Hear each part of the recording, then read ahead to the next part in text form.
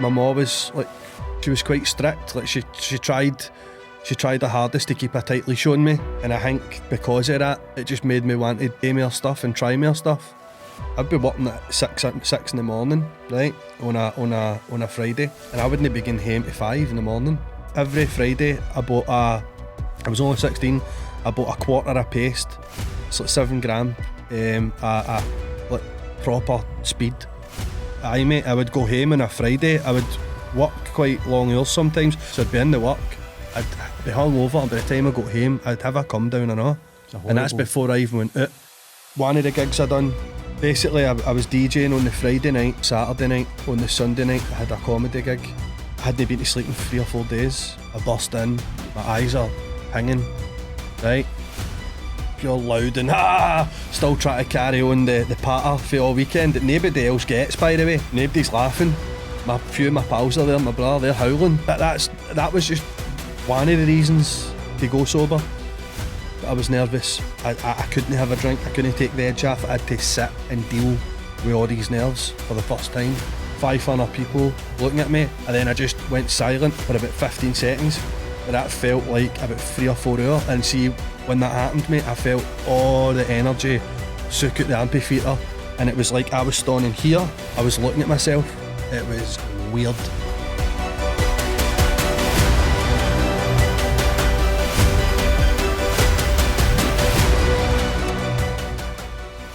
Mikey Motion, welcome to the show, Mikey. Thanks for having us, Jim.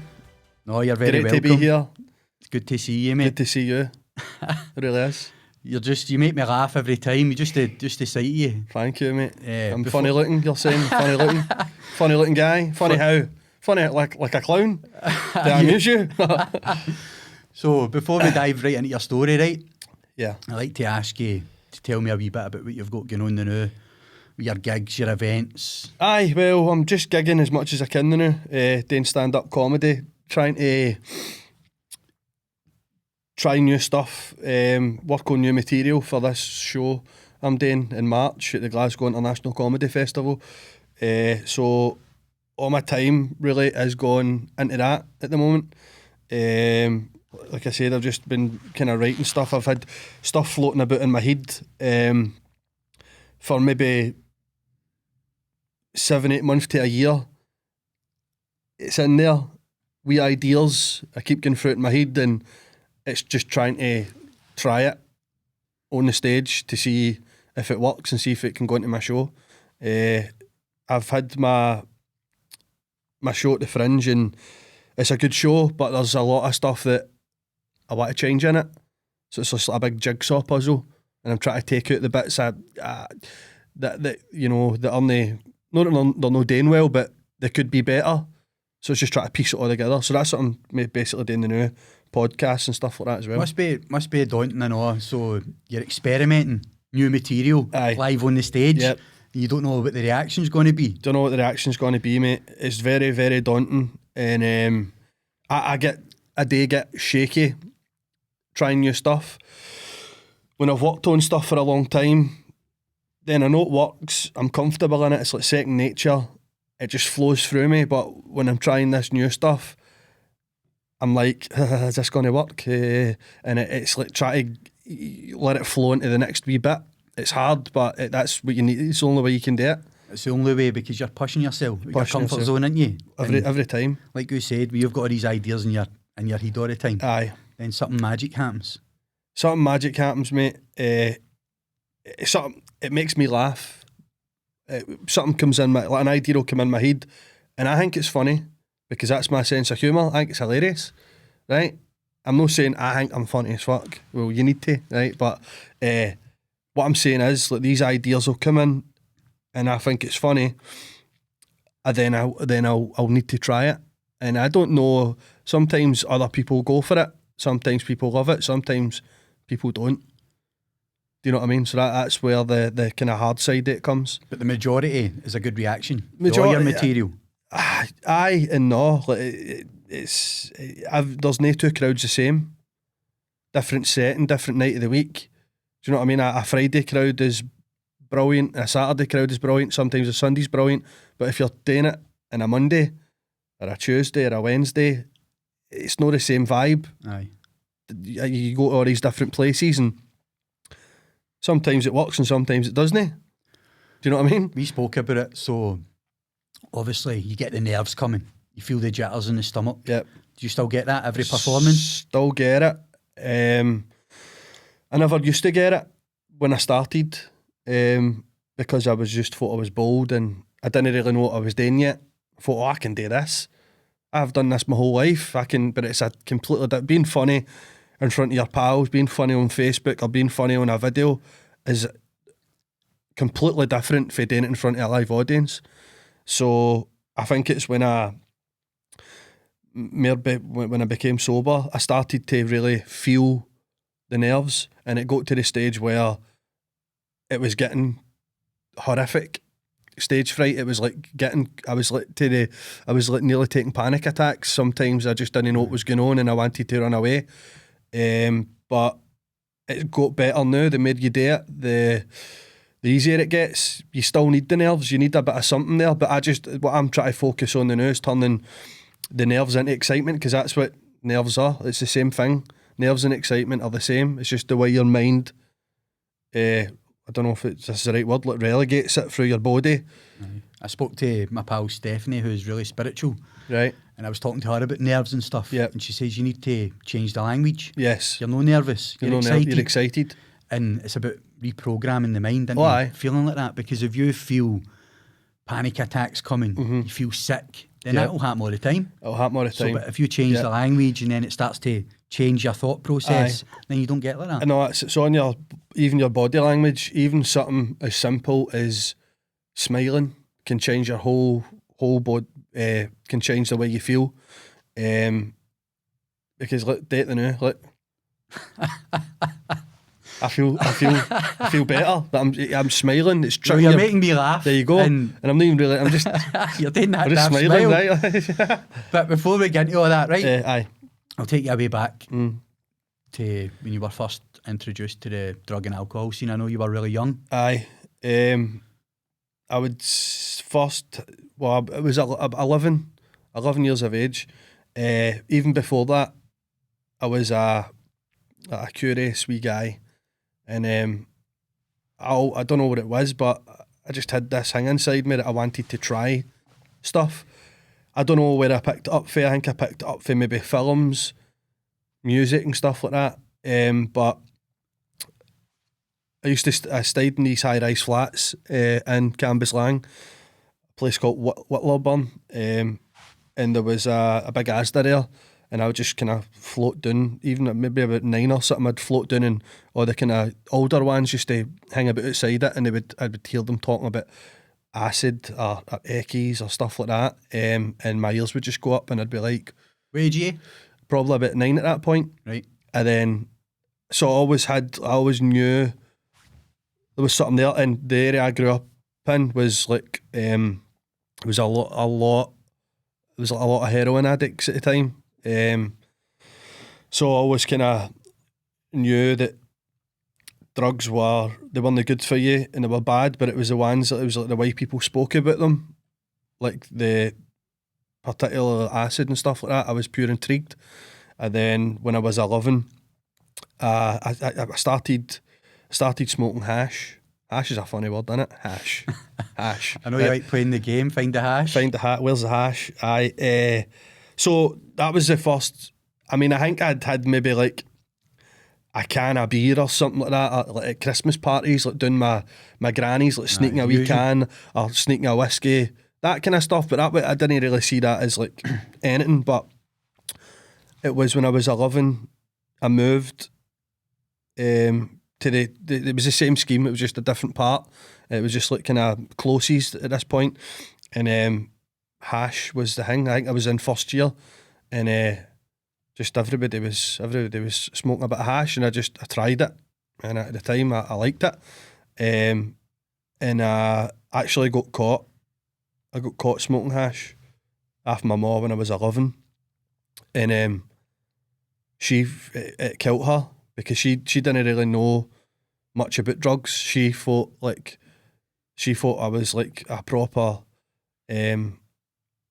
a heroin addict or something, right? Like, she lost the plot. I was at the window. I had a wee box room at the end of my house, and I was the window was open, and three of my pals are standing, and we were passing in a joint, and my pals are talking about come out to mine tonight and we'll get buckets and that. My ma was just putting all my washed clays in a cupboard at my door, but the door was open, and I just heard my ma saying, "Shut that fucking window," and she leathered me, like proper spanked me, mate, and she didn't know what to do. She didn't know, so she got me to jail.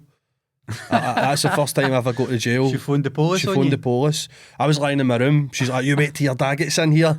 And then my dad came in, and my mom's like, "He's been taking the stuff. He's been on the stuff. Aye, the dope. He's not doped up, right? He's been taking the stuff." And my dad was like, "Leave my lane. Everybody's tried it, right?" And my mom's got. So my mom phoned my auntie. My mom put me on the phone to my auntie, and I felt bad, man. And she was like, I was like, "I'm so sorry." Right, like that. I went to my room again, and my mom came in. She's like, "Michael, get your shoes on. The police are coming to get you." I was like, "No boss." She's like, "Aye, there." And they came, they took me, and they put me in a cell and all that. Did they? Aye. Just to give you frighteners? To give me frighteners, and they took me, and they were trying to question me and all that, saying, "Who did you get off and all that?" And my mum was like, "Oh, you'll not say anything and all that."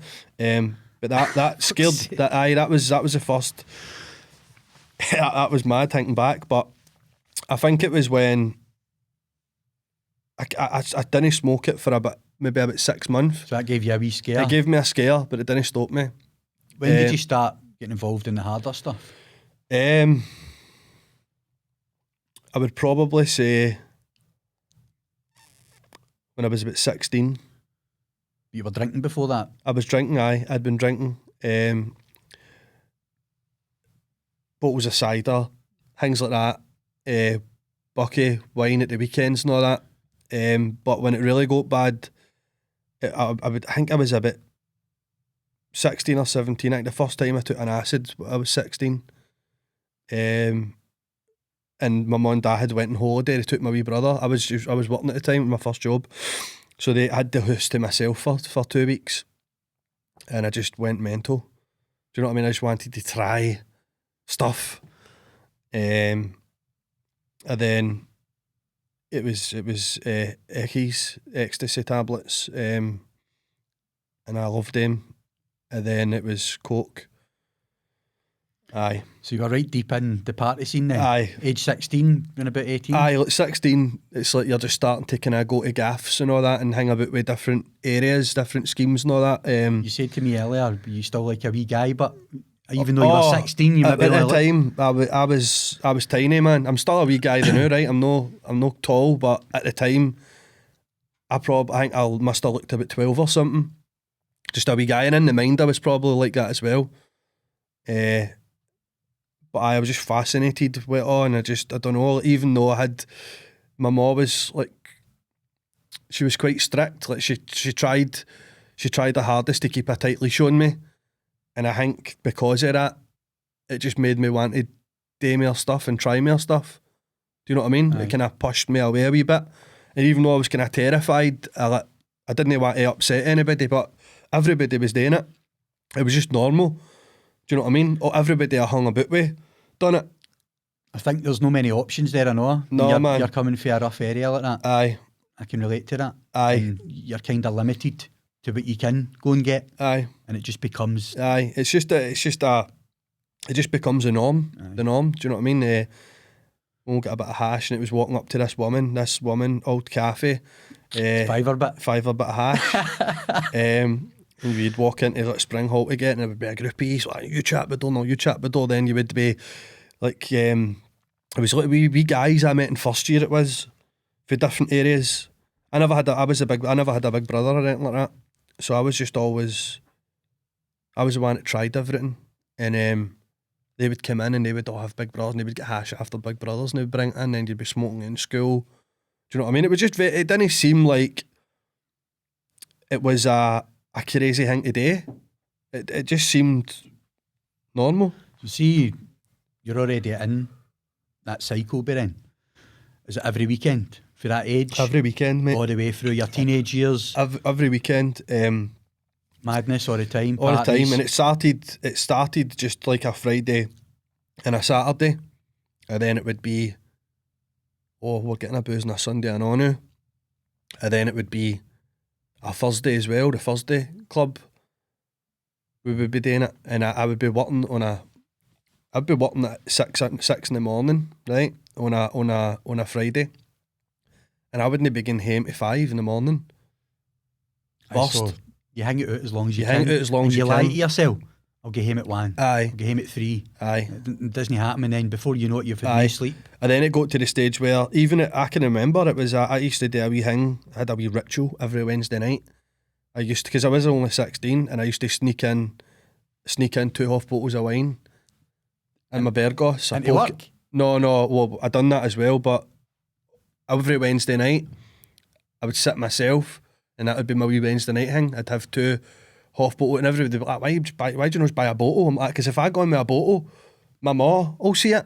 I'm not allowed to drink. Do you know what I mean? So I would get 2 half bottles, and I would sit and drink, and I'd watch a few films or something. Have your wee half bottle. That would be my wee Wednesday night. And you just think it's normal. And then on the Thursday, you'd be out mad with it. And then on the Friday, I'd be hanging on the Friday. But every Friday in work, I had a half an hour lunch break, and I would get a bottle of wine, a litre of cider, right, and a quarter of paste. We were like talking about this stuff. Oh, you can talk about whatever you want. So on it was here, every Friday I was only 16. I bought a quarter of paste. It's like 7 gram, like proper speed, right? So I had a half an hour break. So I would walk to this wee shop at lunchtime. I would get a bottle of wine or a half bottle of wine. I would tan it, and then I would start drinking. And I don't know how the fuck we got away with it. And it was a factory. I had to drive a forklift. No, I crashed a forklift. I nearly killed a guy, man. I nearly took the back of my leg off and all that. So that I'm laughing, but I should be laughing. No, it's fine. So that was for like 16. And mate, I would go home on a Friday. I would work quite long hours sometimes, and I'd get home on a Friday, and I would be hungover because my lunch was at 12. I'd sometimes work to 5 and 6 o'clock at night, so I'd be in the work. I'd be hungover, and by the time I got home, I'd have a come down and all. And that's before I even went out. I was bogging because it was a paper factory, Menzies distribution. It's a big paper factory. I'd gone bogging. I'd be like, I feel disgusting. I need to go for a shower. Then I'd get showered and go out, and then get another bottle of wine, get sorted for the weekend, and then it would be back on the paste again, and whatever eckies you were taking or whatever like that. But it just becomes a cycle like that for years and years and years. Aye. When did you first start really getting into the comedy? I know you were saying you were working at 16, you were always funny. Aye. Everywhere you went. Yep. When did you really start releasing videos, thinking about the comedy, performing? Aye. So basically, I was always just the class clown. I think I got that from my dad. My mum was funny, my dad was funny, my uncles were all funny, my grannies, my grandpa was funny. So I had a funny family, and when I used to go down to I stayed with my gran a lot at the weekends. Me and my brother would go down to halfway and would stay with my gran, and my gran just always was watching funny stuff. It was like Rab seen his bit. Even before that, it was a naked video. It was one of the kind of first good Scottish sketch shows. Mr. Bean, Only Fools and Horses, One Foot in the Grave, all that stuff. So that was all drummed into me. And for a young age, I always used to do accents and voices and just try and mimic people. So I can remember making my mum and my dad laugh, my aunties, my uncles, and my brother and that.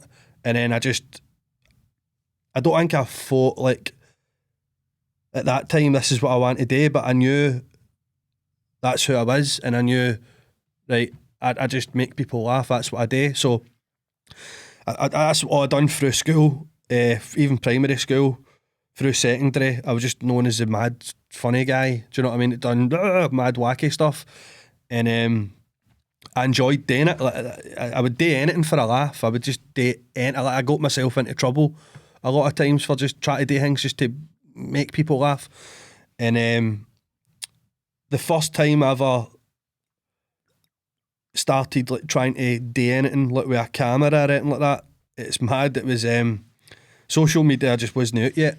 It was a Game Boy camera I had, and it was you could film yourself and make like these wee sketchings, and then you could put them on.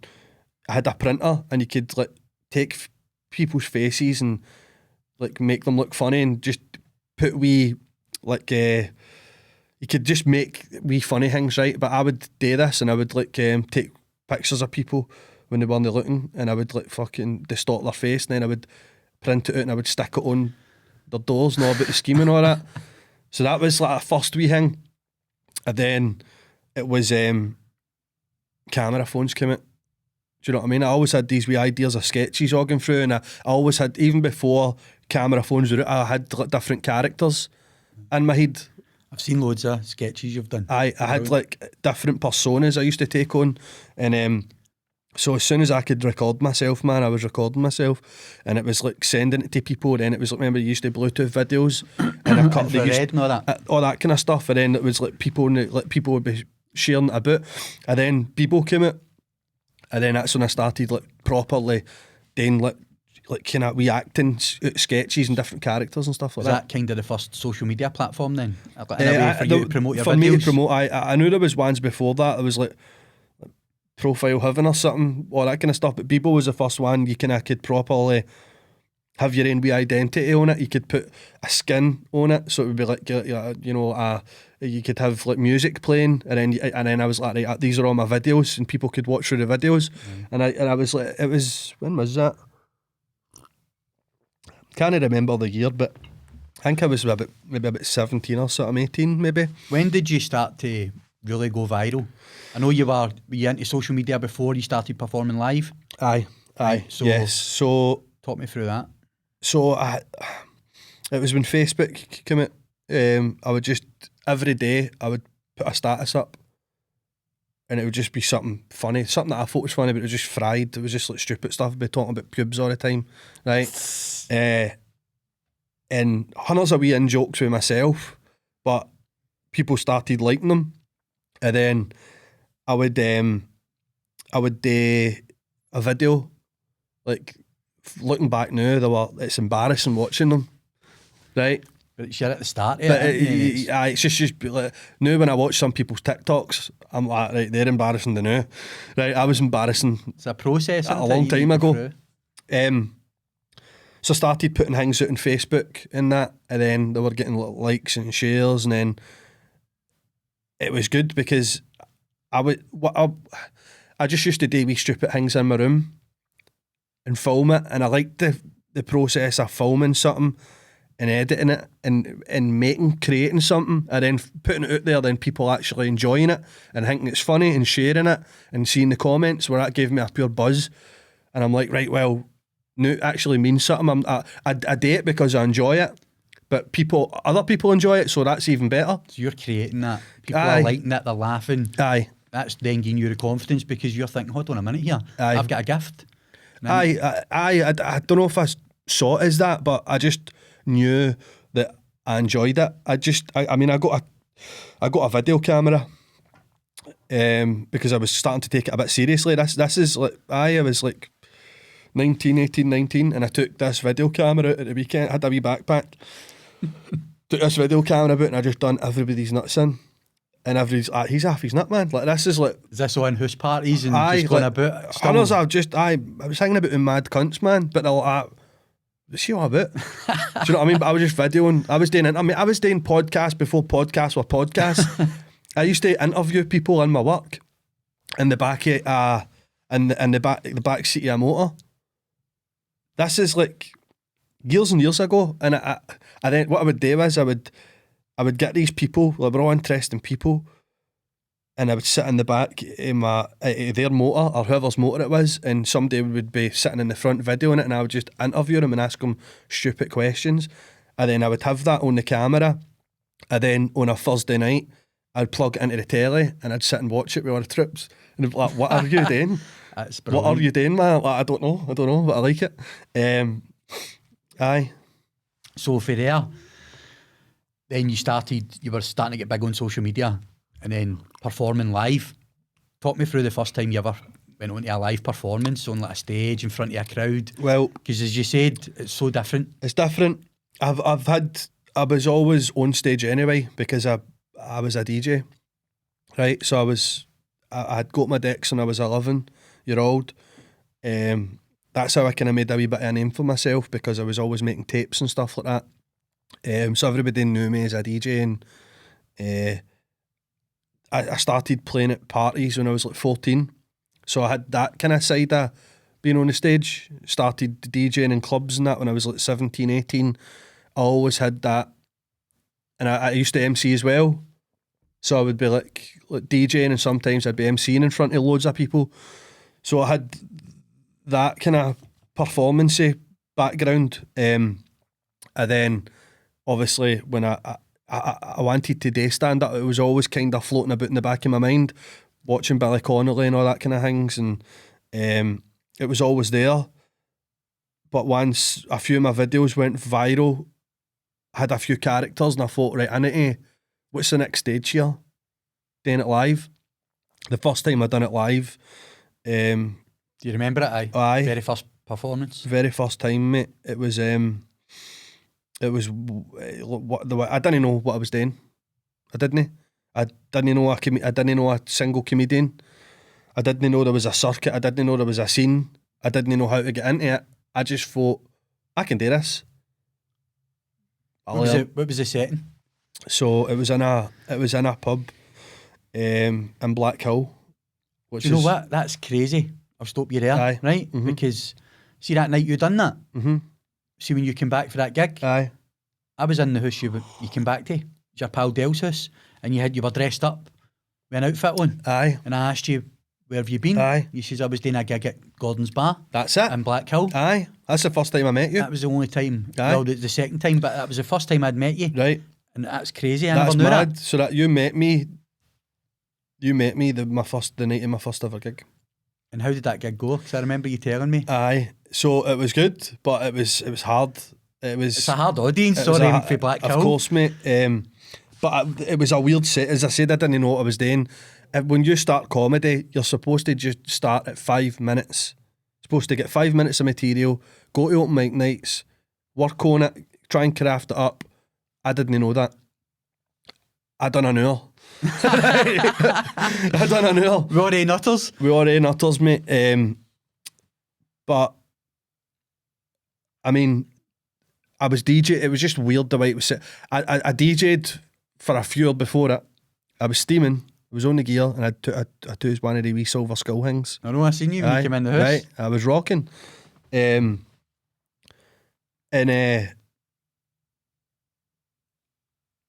what I had in my head, I had like wee jokes today, stuff like funny stories, wee jokes. So what I was going to do was I was going to go up and do half an hour as myself. Then I was going to do half an hour as the Bergie Boy character, right? That was the video that went viral. Aye. So that was the plan, and I went up and I was getting some laughs, and then I realised, what the fuck am I doing? People are just looking at me here, and I'm standing up here, and I don't know what I'm saying. What the fuck? Plus you're intoxicated. Plus I'm intoxicated, mate. And I was like, whoa. And I just kept going, but I pushed through it. It's a hard audience as well. It's hard, mate. And then we had a wee break. And then the second half was Bergie Boy, and it went brilliant because everybody knew that character. I'd already established that character, so I didn't even really need to have any jokes. I was just like talking to people in that voice, and that was getting them, and I was taking the jackets off and all that. I watched it the other day. I was showing somebody. Mm-hmm. So that was the first time, and then after that, I was like, right, that was good, but it kind of maybe crushed a wee bit of my ego, because I thought, if you're funny, you're funny. I didn't realise there was different levels, or there was different ways to be funny. Like I said, I always just face to face or pals. I was a good storyteller, so I could make people laugh like that, and I could make people laugh with doing sketches. but doing it live on a stage when the pressure's on and there's like loads of people watching you, it's a different thing. And I thought, right, if I want to do this, I need to do it right. So I started like reading like books. I started watching like I became obsessed with it. Hunters are like masterclass things for big comedians. Just watching as much of it as I could to actually like find out like, how to write a joke, like the all that kind of stuff. And then I remember my second ever gig, and it was in the Monkey Barrel in Edinburgh, which is one of the biggest kind of comedy venues in the UK. And I went there, and I was on for 5 minutes, but again, I drank about eight or 9 pints before it, and I went up, and I can remember getting a couple of laughs, and then the rest was just awkward. It was awkward, mate. And then I came away again, and I've had this feeling. I didn't know what that feeling was yet, but it's a feeling of bombing. So it's like denting dying the on your confidence. arse. Aye, it's like, it's a weird thing, man, because I think growing up, I took on, like, as I said, loads of different personas, because defence mechanisms and trying to... I thought I was a hard man when I was younger. I really did. And like, just getting took down a few pegs. Like, whoa, what's happening here? But I started to realise, like, right, it's like riding a bike. You don't just pick up a bike when you're 4 or 5. You fall off it. You keep falling off it. Do you know what I mean? You get the stabilisers on, and then you need to learn how to do it. The more you do it, the better you get at it. Then the stabilisers come off, and then you go, and then you fall off again. But when you get back on it and you just do it every day, you're doing wheelies. Then you're doing wheelies, you're going backwards and all that. Do you know what I mean? You're doing it with your eyes shut, horns up, horns behind your back, like that. So that's what it is, and I realised that. So I'm like, right, I need to do this as much as I can. I need to... The badgings are the bastions. It's a lesson, isn't it? It's a lesson. And I think they say all great comedians need to go through that feeling. Every single great comedian, every single comedian has died on their arse. Like, the really, really good ones has probably died on their arse more than 1,000 times, and that is how you get to be the best. You need to die. You need to. They're all lessons. Do you know what I mean? So you're experiencing that. It's all experience every time. So I'll not let that happen again. I'll not let that happen again, and I'll not let that happen again. So where did you continue on for then? So you've done the 2 gigs. Aye. Done all right with the one in the Gordon's Bar. Bombed the other one. Aye.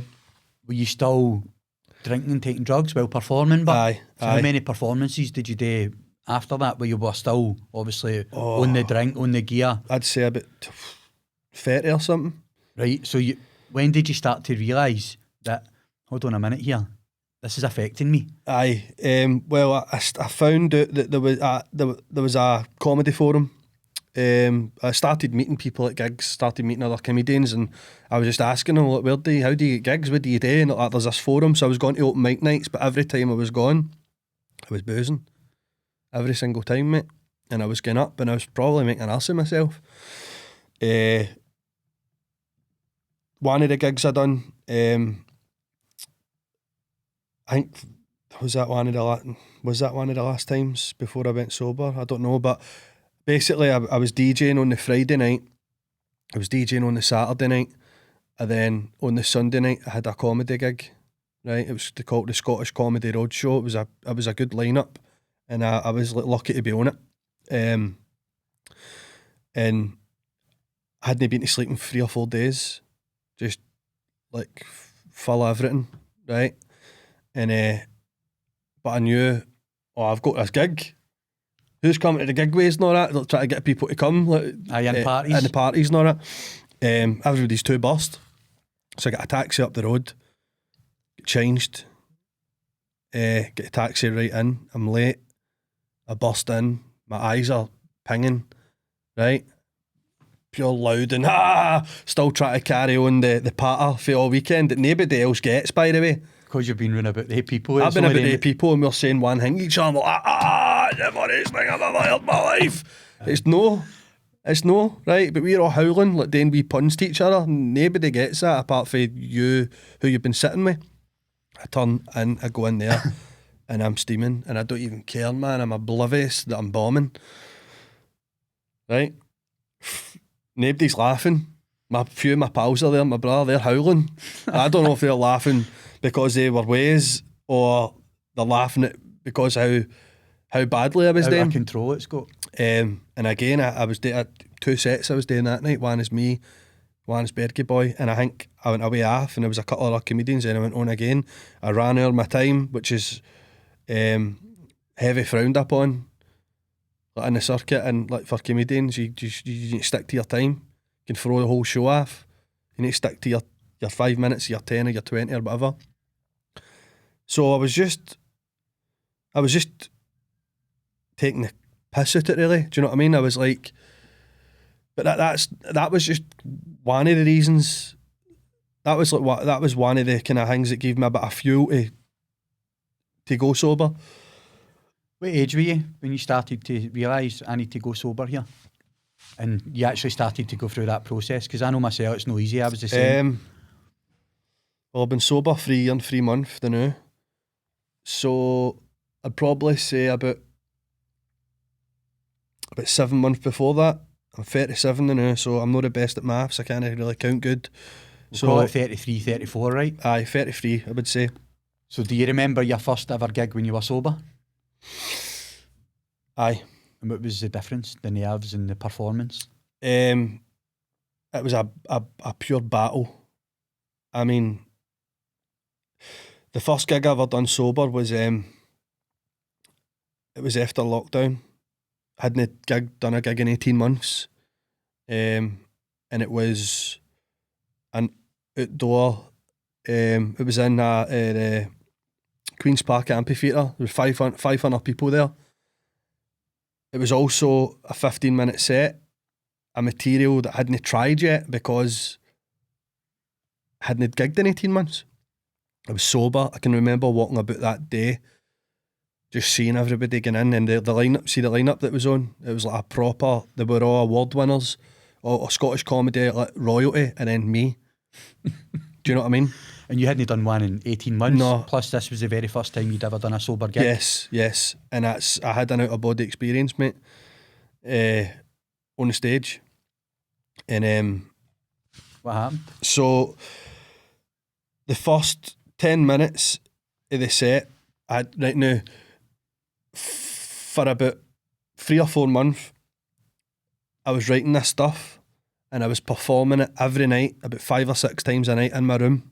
Right, I wish I had that same energy that I had back then, and I wish I had the same drive that I had back then, because what I was doing was I was recording myself saying it all, trying to get it all, and I was trying to like, act it out and all that. I mean, you can do that all day long, but I still don't know if it's funny because there's no an audience. So you can memorise your shit, aye, and that's what I done. Now, I felt, right, I actually felt I'm really working hard on this. I was every night, mate. I was doing it like sometimes 10 times a night, this 15-minute set, hour again. Is this while you're sober? This is while I'm sober. Were you doing that when you were intoxicated? No, not at all. Right. So obviously I was buzzing for this gig. Brilliant lineup, 500 people, getting to do a gig. Lockdown was still kind of happening. But on the day, mate, I kept walking up and a lot of my pals came. And I was walking about down the park, and I think people could see that I was nervous. I couldn't have a drink. I couldn't take the edge off. I had to sit and deal with all these nerves for the first time, and it was horrendous, mate. I wanted to run away. It was like completely terrifying. Like a countdown to when your honestly, performance mate, is coming up. I kept going through it in my head. And my pal's wife, man, she spotted me and she's like, calm down. You're all right. You've got this. Calm down. And I was like, I'm all right. I was trying to hide it as well, but and then I went out And for the first 10 minutes, man, every single thing that I said worked. And it was amazing. And I was like, yes, man. It was just, for no gigging in that length of time and for it all to be new stuff that I hadn't tried, I was loving it. And then I had this joke about me having a shite memory, right? And actually, it was a memory joke. And then I forgot what I was going to say. Right? Fuck's sake. Right? But people were laughing because they thought, oh, I see you're That's doing part of the it. gig. And I was like, no, I've actually fucking forgot. But I got angry. I didn't have the skills. I didn't have the skills back then to, because that was like 3.5, 4 years ago. I didn't have the skills back then to just move on to something else. It pure got me because all I seen was 500 people looking at me, and then I just went silent for about 15 seconds. But that felt like about 3 or 4 hours. And see, when that happened to me, I felt all the energy suck out the amphitheatre, and it was like I was standing here, but there was also, I was looking at myself. It was weird, right? And I was looking about, man. I saw my pal's face, and then I saw my brother's face, and I just, boom, snapped at it. And then I started talking about my brother, and then I won them back. It wasn't a big deal. See if I didn't, I just didn't have the skills then. See if I just didn't stop and say, oh, fuck, I fucked that. See, that's what made it look bad. With comedy, we all know that the audience can be ruthless. Oh, aye. If you're going to have a pause or anything, then as you said, you need to win them back. Oh, you need to win them back, mate. So see, when you started performing sober, did you notice your comedy starting to excel then? You were getting bigger gigs, you were meeting higher people up in the game. Yeah. I was turning up to gigs, which was weird as well, because I found out that, holy shit, I'm not really a sociable person at all. Do you know what I mean? I was turning up to gigs. Usually I'd be like, oh, how you doing? All that, like that, cracking jokes and all that. And I wasn't doing that now. I was like, right, I don't want to make an ass of myself. These are all people in the scene who have been doing it for 10, 15, 20 years. I don't want to make an ass of myself. So I just started being, it was a really good thing, man, because I started being, I wasn't saying I was never nice, but maybe it could have been a bit of a dick at times on the bevy and that. But I started definitely noticing that I started feeling a proper buzz when I'd done well. Started feeling, when I was on, it was like magic, like a proper, there's something in it. There's nothing else like it. It's like, that sounds like maybe a bit cliche, a bit cheesy, but it felt like a pure art. Like, whoa, even when you're watching a comedian on before you, or the headliner, there's something happening. The laughter just bounces about everywhere, and it's just coming through one person, and he's controlling that. And then when you actually get the chance to go and do that, and I felt myself getting better.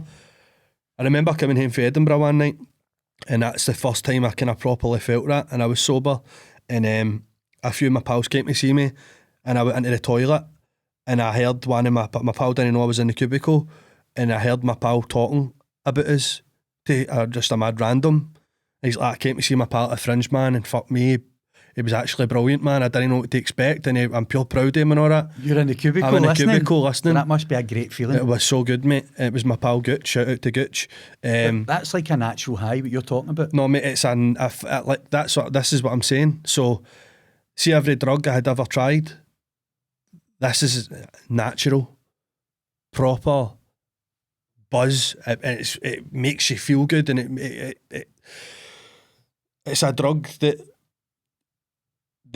can't detriment you. Do you know what I mean? It's not going to do anything bad to me. Doesn't it come down with it? No, it's well, there is a come down, and that is the sad thing about being a comedian. But that feeling I got, I thought, right, I want that again, and it's an addictive thing. So comedy became my drug. Do you know what I mean? I was chasing that. I want to get that feeling again, And then when you don't get that feeling, when you go to a gig and it doesn't work out, and you either bomb or the crowd don't like you sometimes, man. And it could be something that you've said or just the way you look or whatever, a number of things, but it is the most horrific, horrible feeling that you're going to get. So that's the come down then? Well, that's no, the come down is when I go out and I get that great feeling, right? And then I come back at night and I can't sleep at night because I'm up buzzing. Then the next day, I'm still like, oh, it was a brilliant gig. I've still got a wee bit of that in me, but then it starts to come down and I'm like, right, I need it again. So you need to go and do another gig. Do you know what I mean?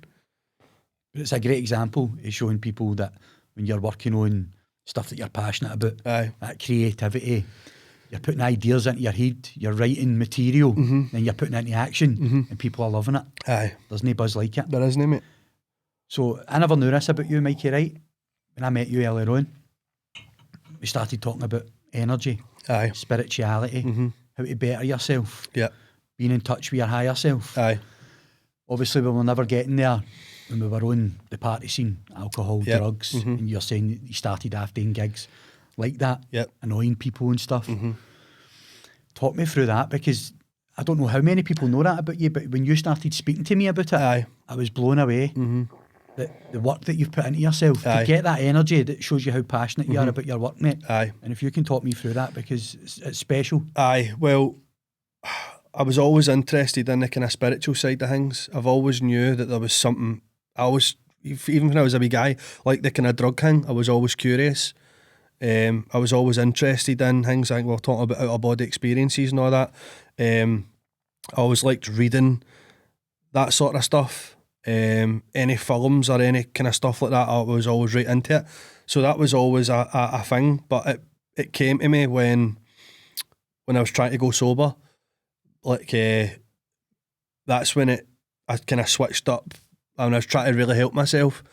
I'll talk about like when I tried to go sober. I'll say this first and I'll go into that. When I tried to go sober so many times, I tried to come off like the booze and the drugs, and I was getting to like the most I ever got to was like 3 months, a week or two, 3 months, fall off the wagon, back on it for months and months and months, then a wee month. But there was one time where I just knew it had to stop. And then when I finally did come off everything, I maybe didn't go the right way about it. I didn't go to any meetings or groups or any of the fellowship or anything like that, because I didn't really know that was something that you could do. I thought I was just something that you saw in films and all that. Do you know what I mean? Honestly, I didn't really know it was something that you could do here. But I came off weed, cocaine, booze, eckies, and sertraline. Now, it's bad enough coming off one of them. Do you know what I mean? Just one, even if you don't, sertraline, for like depression and anxiety, chemical imbalance in your brain, depression, anxiety. It basically it turned me into a zombie. It numbed me right out, and I didn't have any emotions or any feelings. It was just weird, right?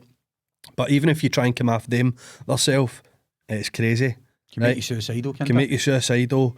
You get the weak. I don't know the science or the right words to use, but it's a chemical imbalance in your brain, and when you take that every day, then your body needs it, and it's just like coming off anything. You get withdrawals, and with them, it's mental. I was getting like, you get body zaps and shocks. It's water in your brain, and I was walking about like that, having mad twitches, and it was like a volt going through your body. Anyway, I came off everything at the one time, and I went through a hard time. I'd say in my head it's so hazy, mate, because it was like a mad psychosis thing. It was like it was a big time spiritual awakening for me. I just kind of shut myself away from everybody. I was just putting a brave face on, going into what I was like a complete zombie, mate. I was going into work, just different. I stopped going out, and in my head, I had to but it's hard to explain it, but I had to relive every single trauma, everything in my life, man, that's happened to me, good or bad, was switched up 1,000%, and it was all going through my head, and I couldn't see normal life.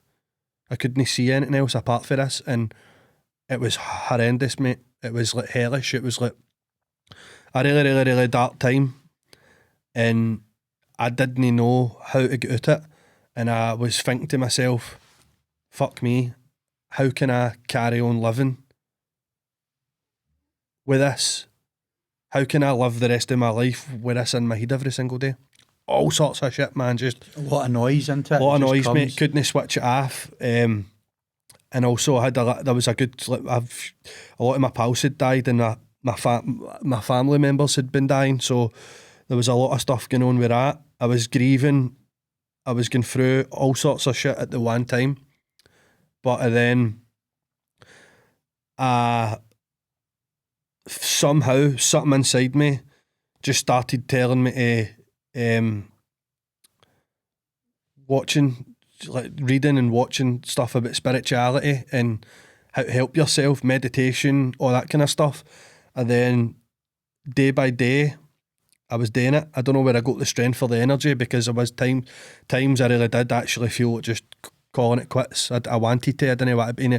The only thing that did keep me here was my daughter and my brother, my dad, my mates and all that. I've had mates that have committed suicide, and I just, even though I wanted to do it, I couldn't do it. I couldn't. I was like, nah, I'm not doing that. I'm not leaving. I'm not leaving here.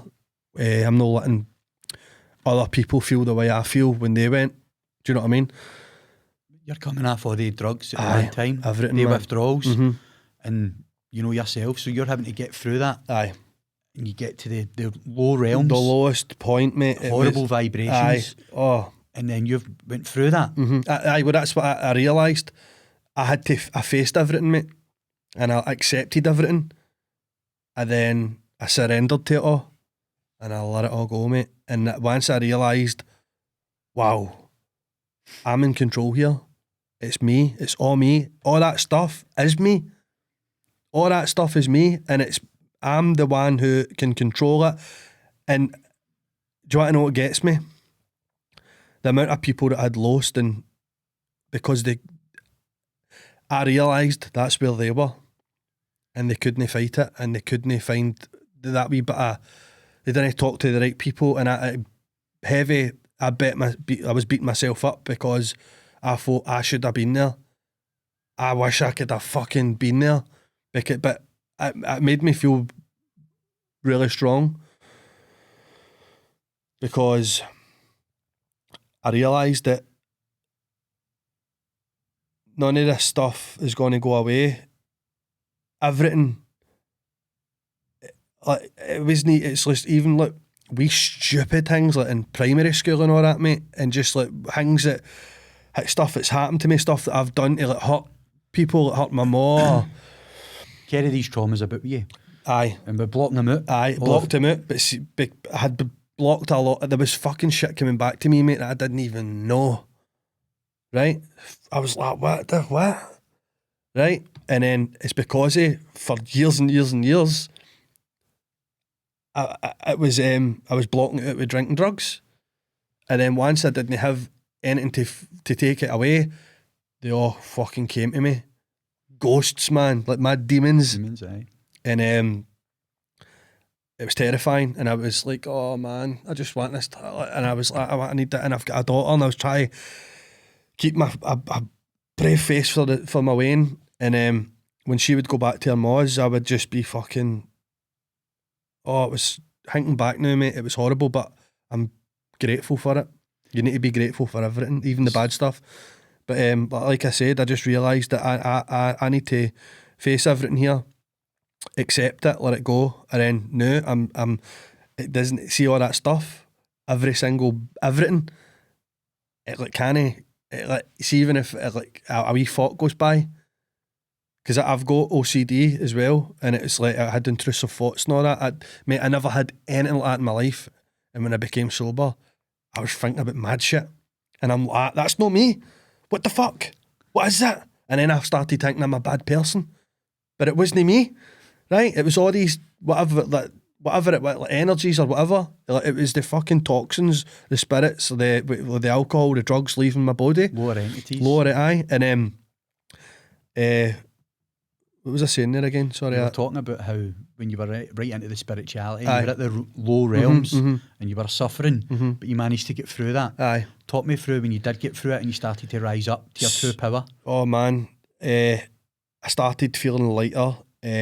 I started keeping a book, like just a notepad, and I would write in it every day. And every day I was writing in it, I realised that after I would be writing, I would feel almost a wee bit of ecstasy, like a wee bit of what the hell, and I was just putting my thoughts onto the paper, and I was talking about everything I'm grateful for.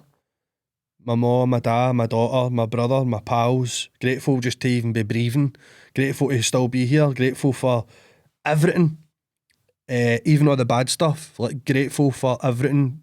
I was embarrassed. I had these mad thoughts, and I was just like walking about. I'd be going to the shops, and a thought would pop in my head, and I would get pure embarrassed about stuff that I'd done, like just like at weekends and all that, and I would be like, fucking, I can't believe I done that. Years ago, and just like, and then I'd be like, why did I do that stuff? And then I forgave myself.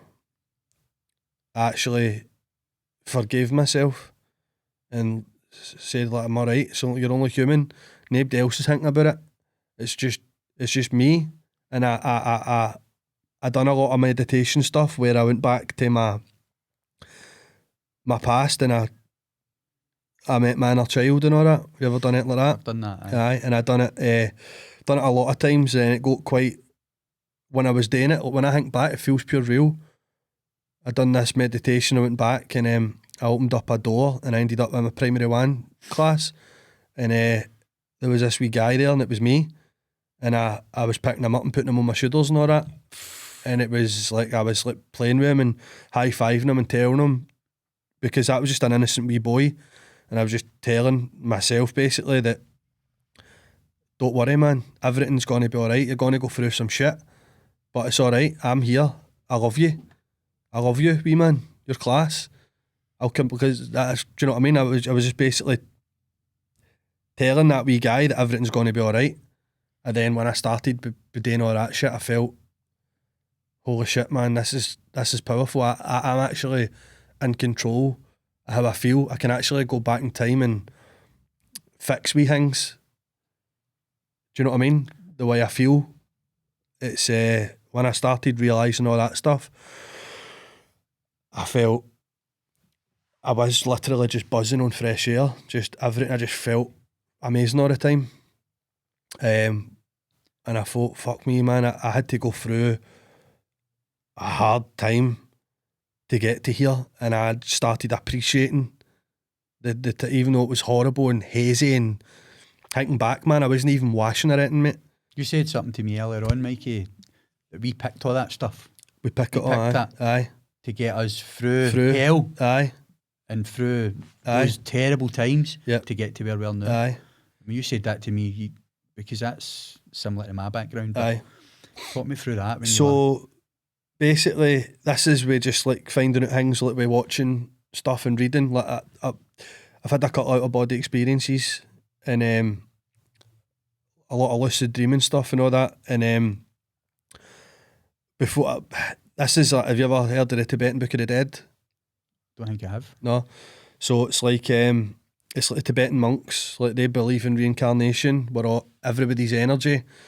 So it's like we actually pick our mom and dad. Like when you're like, this is what I believe. When before we come here, before we are born, we are just energy.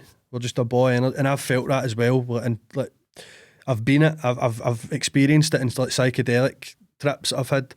But we're a boy energy, and you go to what you're attracted towards. You go to the if there's two people, it glows and shines brighter, then you go to them, and that's how you end up. You come out and you end up in this vessel. You end up in your energy is in this what we call a human body, and it's like everything that you go through in life, right, is through decisions that you make, right, but they're already predetermined. Even all the bad stuff that happens to you, you pick that as well. You pick that, and it's only to grow, because on the other side, where I'm talking about, right, you can't feel anything apart from the only thing that you are is energy and love. That's all you can feel.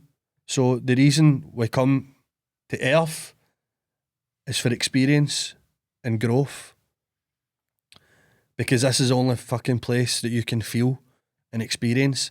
And when you feel and experience, you grow into your higher self, and you go back. And that's why you can, it's like people say they've been here before, they've had multiple lives, and some people can remember their past lives and all that.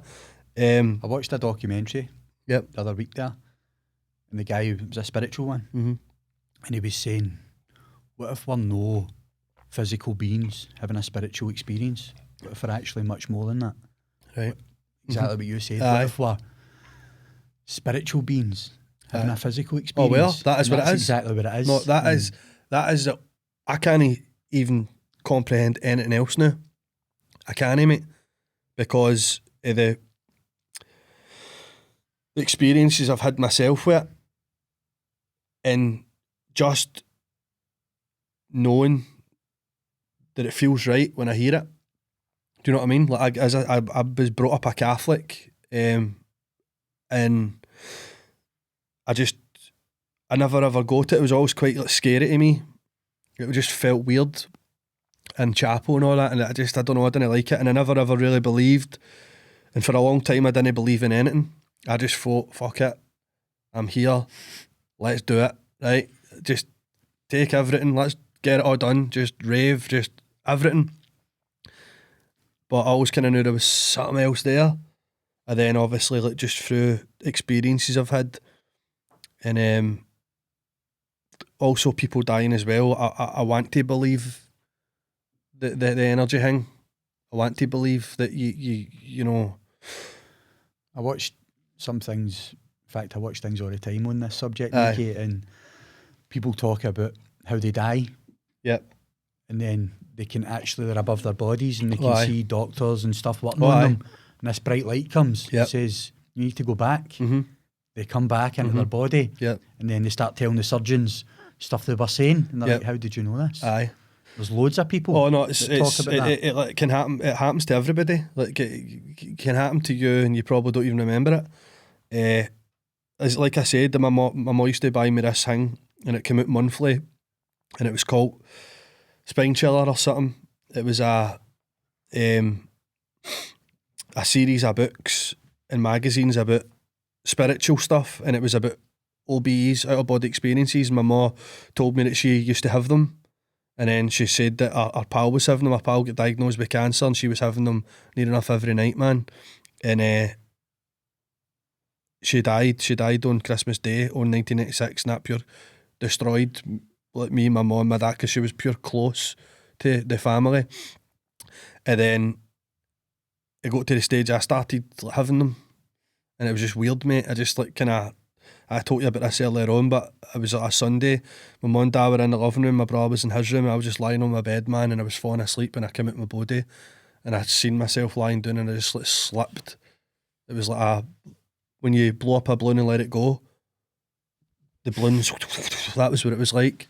And it happened a few times, and then obviously a lot of the sleep paralysis, I can't even say it right, sleep paralysis.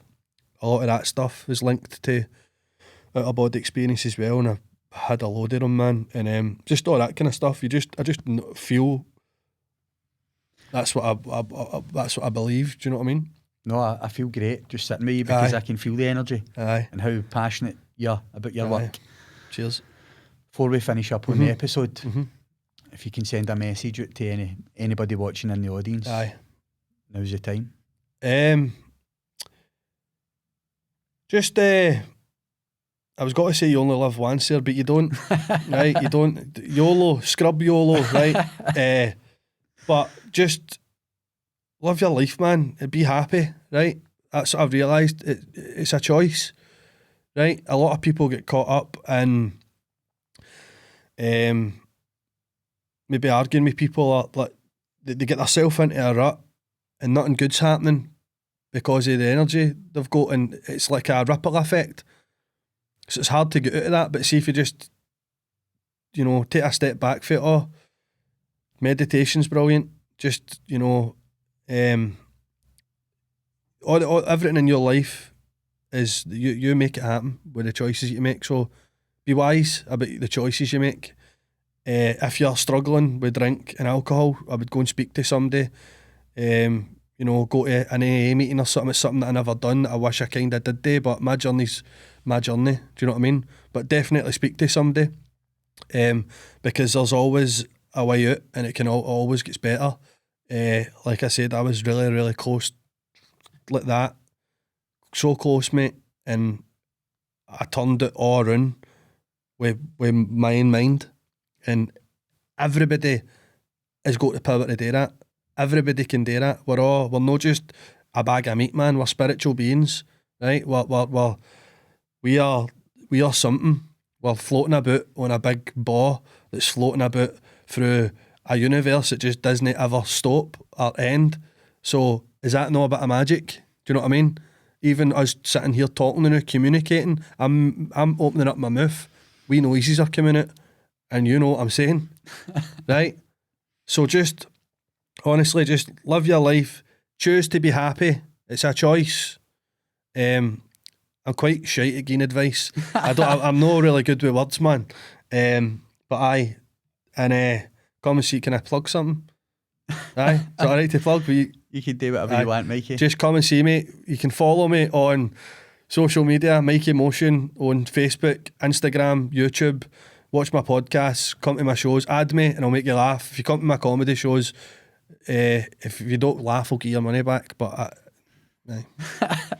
thanks again for coming on, Mikey. Pleasure having his own. I felt like it lasted 2 seconds. We need to do a part 2. Part 2 coming up. But you're an absolute legend, and I wish you you're a well legend, Jim. Gigs. You're a legend. What you're doing as well, is brilliant. You're doing a lot of stuff.